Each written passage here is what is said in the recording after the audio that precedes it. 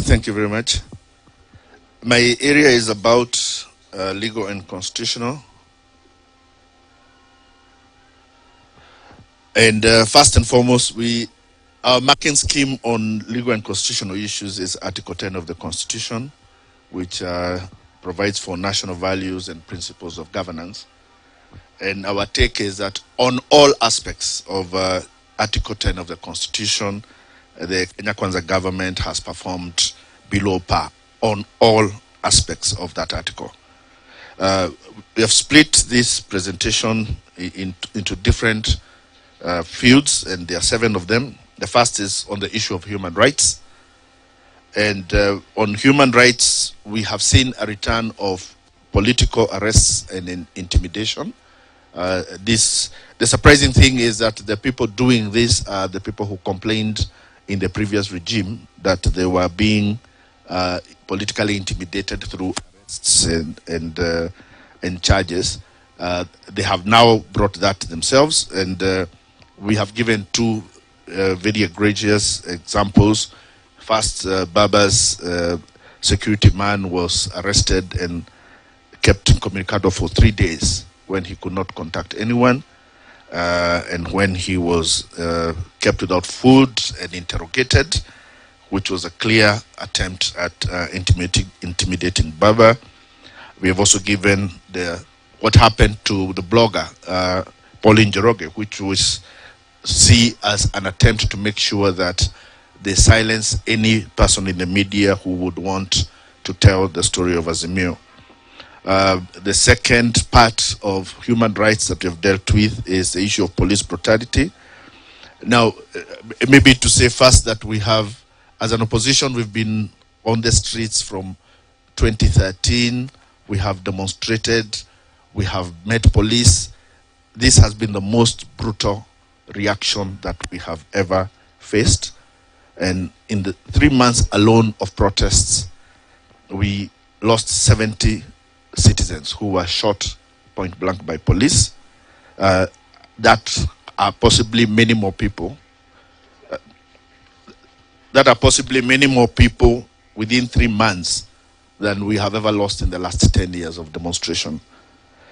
Surprisingly is that despite that unprecedented levels of brutality, the president and his deputy have lauded the police for doing so, and have even said that they are going to protect them should anybody try to make them accountable. The converse of it is that when students and young people in Uasin Gishu said that they were going to demonstrate, unlike the reaction with Azimio, where our call for protest was immediately met with a warning and a cancellation of the demonstration, that did not happen and has not happened when demonstrations are called elsewhere, which makes it very clear that these demonstrations, these actions are aimed at intimidating Azimio. The third issue on human rights is concerning the report that was released the other day by the Independent Medical Legal Unit, in which they have said that in the last 11 months, they have recorded 128 cases of extrajudicial killings, and that they have recorded 482 cases of torture.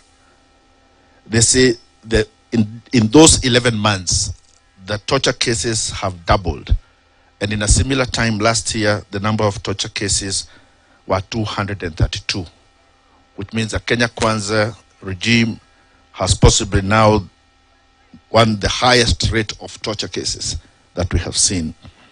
Now, in that circumstance, what our prognosis of the future is, I think Kenyans should expect that we are going to face much more brutality. And the reason for that is from the economic picture that we've been given, and what Governor Nderito has told us is that things are going to get worse. But governments that are unable to solve your economic problems, the way they deal with the political consequences of it is to become more brutal. So let us expect that we shall have much more intimidation, there will be much more abuse of rights, there will be increased police brutality, there will be more torture, and invariably many more people will die, arising from the failures, economic failures of the Kenya Kwanza government. That is our prognosis on that matter. The second head is on undermining governance. We have seen and we started this regime with a removal of all corruption cases from the people who were close to it. And our submission of it is that there seems to be a very subtle policy of ensuring that the Kenya Kwanza government appoints corrupt individuals in all spheres of government. And if your idea of what you want to do with government is do business, then one of the things you do not want is to have anybody of integrity in a place of responsibility. Which brings us to the second issue, which is the contempt for ethics. And again, Chapter 6 provides for the ethical standards of government. And we have said that the Kenya Kwanza government has no regard to ethics and is totally contemptuous to the issues of public ethics. And we have seen that in the return of the imperial power, or attempt to return the imperial power of the president to pardon people who are convicted of offenses. And we have seen the last pardons that were made were even for people who were known children rapists were given pardon. People who had committed corruption cases were given pardon. And this is one of the things that Azimio will be going to court to challenge for purposes of ensuring that president cannot create impunity by attempting to promise people that the president can forgive you if you are found guilty of a crime. And we have already seen that being employed where the police are concerned. The third is about the threats to the judiciary. Kenya Kwanza started by appointing the judges who had not been appointed by the previous regime, and also by giving 3 billion shillings to the judiciary as a mark of their commitment to an independent judiciary. Of late, however, we have seen two things. First, the president has openly criticized the judiciary, saying that it is obstructing its development agenda.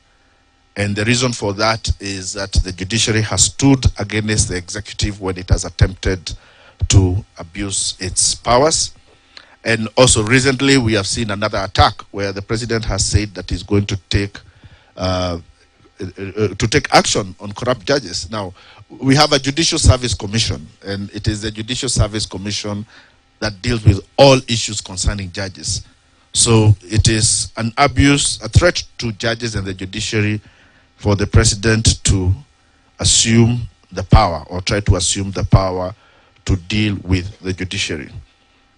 The third limb under interference with the judiciary is subversion of the course of justice. This has been because it has emanated from the threats to people who had cases of Mumias, who are told that they have to withdraw their cases. That is a denial of access to justice. Access to justice is a constitutional right directly guaranteed by our Constitution 2010. To threaten somebody who has gone before a court of law is to deny them access to justice. To threaten somebody who has filed a case is to deny them access to justice. The fourth limb is undermining the Senate. And on this one, we are talking about the case of the Finance Act 2023. I will not go further into that because Azimio did file its case against the Finance Act, and we were heard earlier this week. A judgment is going to be delivered, I think, on 24th of November. So we will wait to hear what the High Court has to say about that. The other issue is abuse of environmental rights, which PS Saitoti Turome has also talked about, and I am not going to go back to that. And then there is the undermining of multi-party democracy. First, to say that the regime keeps saying that it welcomes opposition, but on the other hand, it is doing everything to ensure that there is no opposition. And it has done that by attacking Jubilee and entering into the affairs of Jubilee. And even while the leadership of Jubilee has been in court, the President has openly recognized a faction of Jubilee as the legitimate function, which is the court that is supposed to pronounce as to who should be in charge. And then we have seen the buying of the members of parliament of ODM party, an issue that ODM has